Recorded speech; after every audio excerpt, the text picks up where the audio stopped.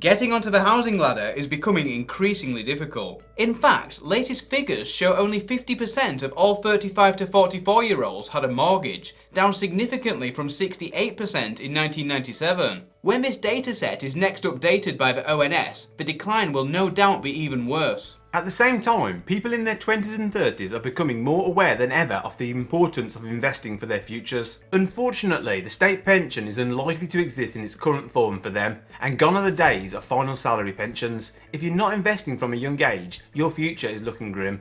Investing and home ownership are both worthy financial challenges to tackle, but the two goals are conflicting. How can you save up for a house deposit and invest adequately for your future? Which target should you prioritise first? The roof over your head or avoiding a miserable retirement? In this video, we're going to try to solve this problem facing the majority of young people on which goal to tackle first from a financial perspective. Should you save for a house or invest in the stock market? And if you've already saved up for a home, has the missed opportunity of many extra years of compounding investment returns done irreparable damage to your investing potential? Let's check it out.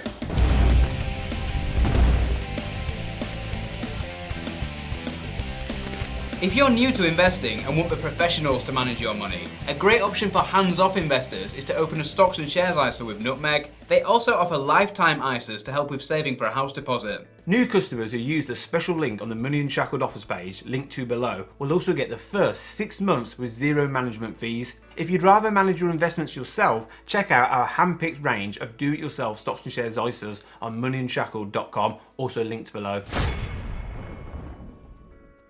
A growing problem.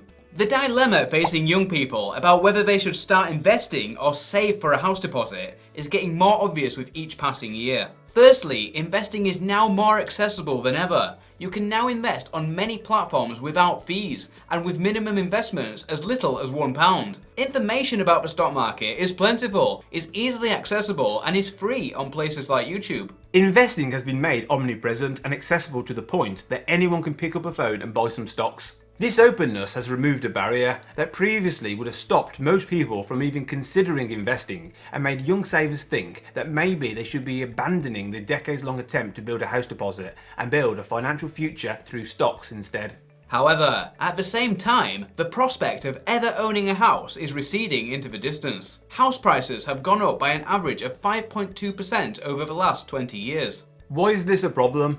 Because that is much higher than wage inflation, which has averaged just 2.8% a year over the last 20 years. Incomes are not keeping up with the rate that house prices are increasing. While you're saving, house prices are going up in real terms, so more and more it feels like if you don't try and buy a house right now, you'll never get a better chance.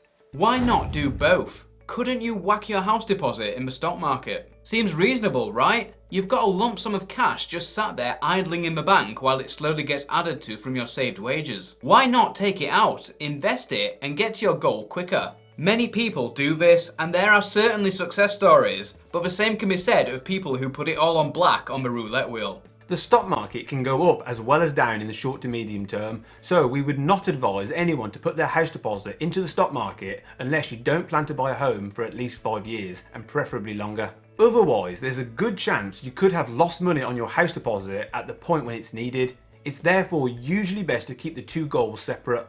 3 reasons to save for the house deposit first. Number 1. A house can be an investment. Your home is not an investment in the traditional sense of the word. A house costs the owner a fortune to maintain, and any capital growth can't easily be accessed unless you decide to sell up and live on the streets. But there are ways you can make the house turn a profit by charging other people for the use of your assets. The usual thing to do is to get a live-in lodger or two, or do Airbnb.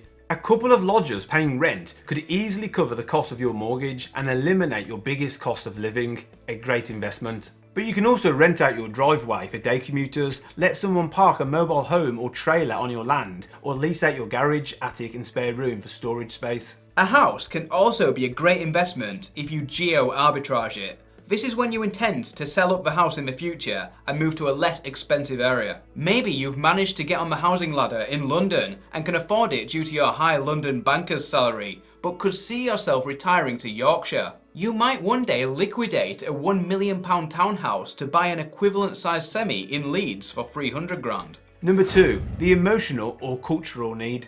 For most people in this country, home ownership is a defining feature of whether or not you're a proper adult. This is an aspect of British culture where 63% own their homes. This is down from 71% in 2004 when buying a house was much easier.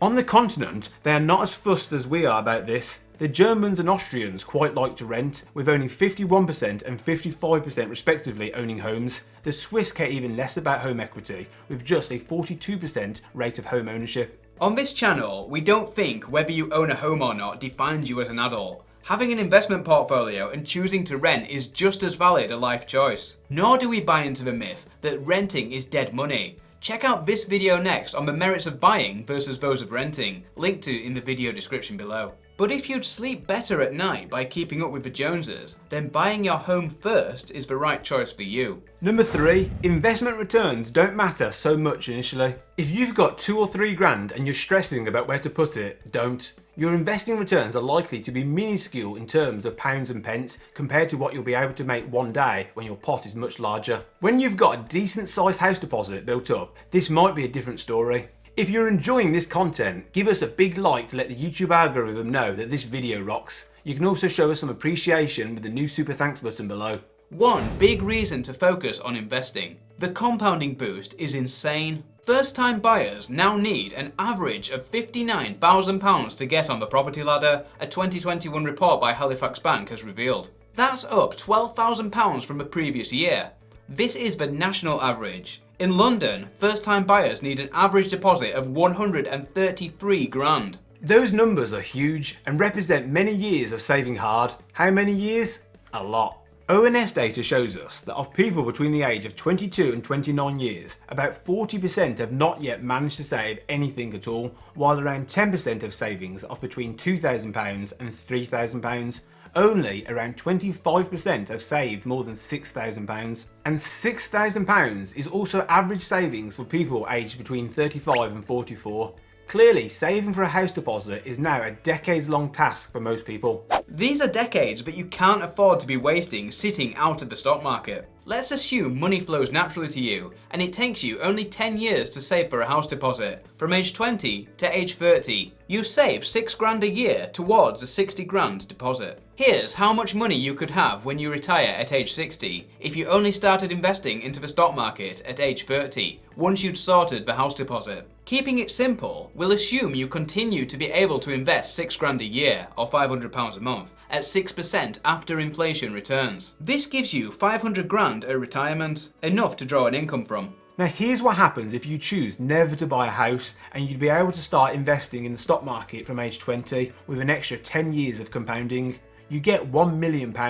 The money you put away in your 20s accounts for half of your entire retirement wealth. That's the power of compounding over time. If you instead decided to delay buying your first home until you were 40, what effect would that have on your investment pot? Well, you'll be able to invest for that important first decade, which, following on with our example, provides 494 grand of after inflation net worth to your retirement funds. You then take a decade off from investing between age 30 and 40 and save for a house deposit. Your initial investments are cooking away merrily during this time. Bear in mind that your required house deposit will likely be higher by then. If houses increase in value by 3% above inflation annually over 10 years, your required house deposit would move from an average 59 grand to 80 grand in real terms, a third higher. And a higher house price likely means higher mortgage payments and a reduced ability to invest. Then you resume investing at age 40 and are able to build up to a further 231 grand over the next 20 years from your contributions plus growth. This assumes your mortgage repayments didn't increase. This amount takes you twice as long to attain for half the end value of the money you invested in your 20s, again demonstrating the importance of investing early in life. You could end up with 725 grand, much higher than the 500 grand you would have got by saving for a house first. But even though your investments are larger, you'd still have a small outstanding mortgage at age 60. But it's good to own property, right? Unless you're planning to access the equity in your home by moving to a cheaper city or downsizing later in life, most people don't, the growth in your house's market value doesn't really matter for your finances. Only the size of your initial deposit matters. You'll always need a roof over your head. You can sell your house for more, but your next house will cost more too as a result of the whole property market going up together. our preferred order. Before you set money aside each month for your house deposit, earmark some for investing on a small scale. If you can afford to save £500 each month in total, maybe you just invest £100 of that. The goal is to learn while the stakes are low, with a large enough amount for you to care about how the investments perform, but not enough to get in the way of your other objectives. You should always have an investment account, even if it only holds a few £100, so you can spend your formative years figuring out the stock market. Like anything worth doing, investing takes experience and time to perfect. Ramping up your commitment to investing earlier means you get to experiment and make mistakes while your pot is small and it matters less. Once you're older with a family, a mortgage and responsibilities, you'll be too scared to start once you have more to lose. With your remaining savings, you can save for the house deposit if that goal is on your dream list. When the house is bought, every spare bit of cash you have should be going into building your investments. Nobody cares more than you do about your retirement, least of all the government. Your future finances have to be your priority. Question of the day. Which do you think should take priority? Saving for a house or building a freedom fund? Join the conversation in the comments below. Thanks for watching! On this channel we talk a lot about personal finance, investing and all things money. And if you want to see more great content, please click the subscribe button below. This is moneyunshackled.com. See you next time.